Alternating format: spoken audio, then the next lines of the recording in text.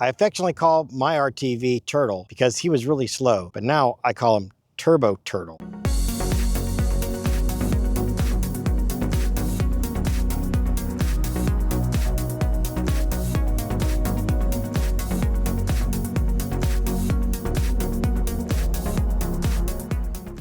Quick reality check. Amsoil and the oiltwins aren't in cahoots with turbokits.com.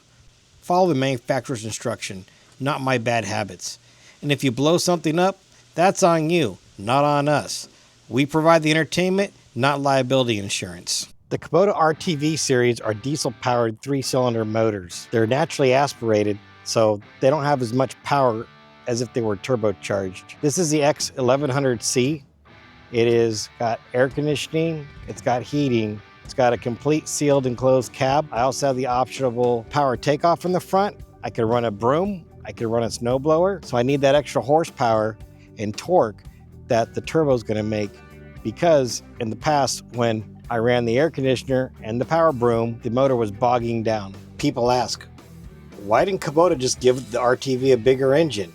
I mean, they make large tractors with plenty of grunt, right? The short answer is emission systems. In order for Kubota to put a bigger motor in the RTV, they're going to need to put in DEF systems, and they're going to have to put in a DPF. What does that mean? It means more parts in a small space. It means more costs. It means less performance. Kubota chose to put the largest engine they could in the RTV without going to the emission system. Kubota kept it simple. Small motor, no DEF, no emissions. The trade-off? Well, it's slow and it's underpowered, but that's why we're going to put a turbo in it. Very important to make sure that you put the safety latch in. It doesn't land on top of you while you're working on it. That wouldn't be good. We're going to unbox and get the turbo kit ready to go. This is from turbokits.com. Here's my initial thoughts as I unpack. Looks like that we got some heat protection that needs to be installed. We got the turbo, of course, right here. We got the turbo duct. Looks like that's the high pressure side. Some more insulation, another manifold of some sort right here. We got some connecting ducts, looks like right here. Digging in a little deeper here, we got the MagnaFlow, we got the boost gauge, we got our different connectors, the exhaust tip, and we got a new manifold, and there's the turbo. First up, off with the old exhaust. Like bad relationships, sometimes you just have to let things go. Been working on the turbo a bit. Got the heat plates removed, got the muffler, looks like the exhaust manifold's next. Get that manifold out of here, ain't gonna do no good. Time to give this turbo some plumbing. Oil in, oil out. Think of it as installing an IV drip for horsepower. So let me ask, would you slap a turbo on a farm mule or just buy a faster machine? Drop it in the comments, because apparently I chose chaos. This is where the magic snail meets the manifold. Things are about to get loud.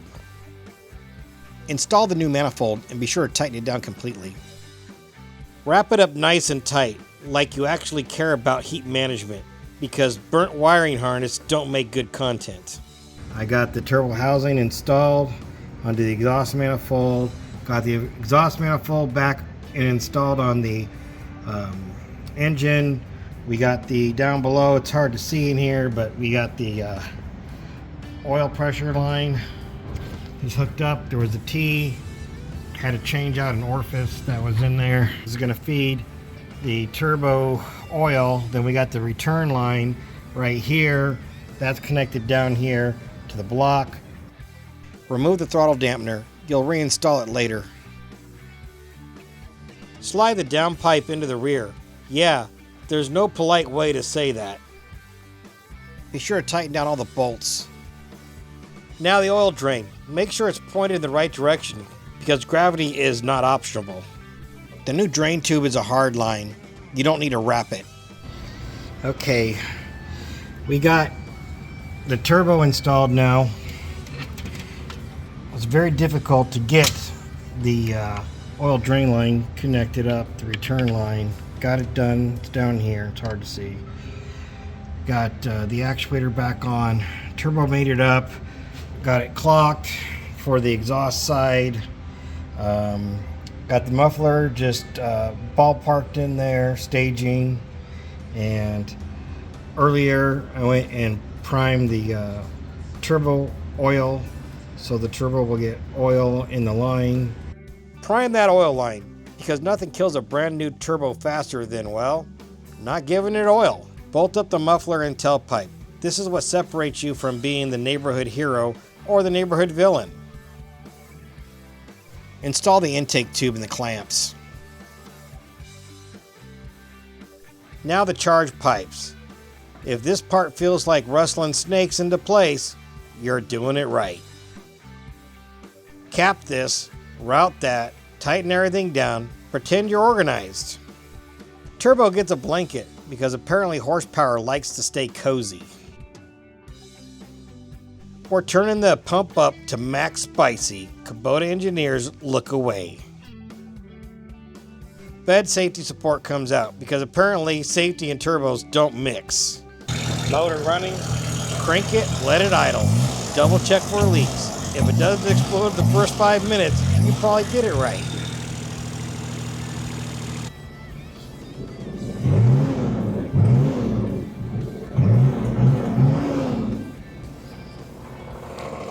There you have it.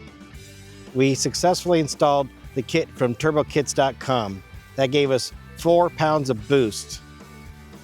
Is Turtle any faster? Top speed? No. That has to do with the HST transmission. Does he have more power at the bottom end? Yes. Does he climb hills better? Yes. Does he handle equipment better and the air conditioner better? Yes. Do I recommend the investment? Yes. It'll take your machine and give it the bottom end oomph that it is missing. It'll also put less stress on your motor because it's not going to bog down because it's going to have that turbo power to help even off the torque and the horsepower. Thank you for watching. Be sure to like, subscribe, and smash the notification bell. This is Casey Jones, one of the Oil Twins. God bless. We'll catch you on the next video.